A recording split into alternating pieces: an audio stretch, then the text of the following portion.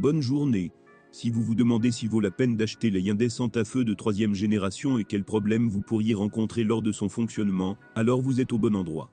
Ainsi, sur le marché intérieur, vous pouvez facilement trouver un Hyundai Santa Fe avec l'un des deux moteurs suivants, soit un essence de 2,4 litres, soit un diesel de 2,2 litres.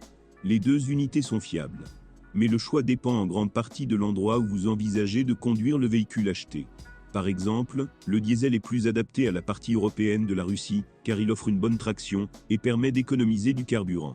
Mais pour circuler dans les régions de l'Est et du Nord du pays, mieux vaut acheter un modèle équipé d'un moteur essence. Si l'on parle spécifiquement du moteur diesel, il a une puissance de 197 chevaux. Son point le plus faible est la pompe multipiston. Le problème est que ces éléments rotatifs sont constitués d'un matériau plus dur que le corps lui-même. Assez vite, les éléments fixes commencent à s'user. Selon les statistiques, environ 20% des voitures qui se présentent à un centre de service, avec le message « vérifier le moteur » affiché, doivent faire remplacer leur pompe d'injection de carburant. Et pour cela, vous devez payer environ 1000 $. Avec une unité à essence, tout est beaucoup plus simple. Il peut facilement parcourir jusqu'à 300 000 km. Certains problèmes ne peuvent être causés que par les bobines d'allumage.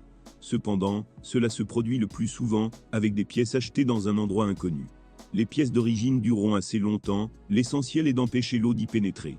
Autrement dit, vous devez traverser les flaques d'eau avec le plus grand soin.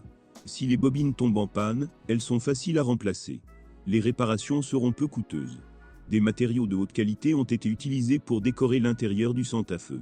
La torpille et les portes sont en plastique souple. Les sièges sont recouverts d'un bon tissu et, dans les versions coûteuses, ils sont remplacés par du vrai cuir. La zone la plus faible est la tresse du volant. Dans les voitures anciennes ayant parcouru 100 000 km, le volant présente des éraflures immédiatement perceptibles. Malheureusement, on ne peut pas faire l'éloge de l'équipement électrique dont est équipée la cabine. Très souvent, le système multimédia tombe en panne. Cela est dû au processeur peu fiable et à sa mémoire faible. Heureusement, il existe un moyen de résoudre ce problème. Pour ce faire, ressoudez simplement la carte ou remplacez l'unité principale. De plus, les propriétaires de Santa Fe se plaignent souvent du fait que l'unité de commande de l'entraînement électrique du siège conducteur ne fonctionne pas bien. Les points les plus faibles du châssis sont les bagues et les biellettes stabilisatrices.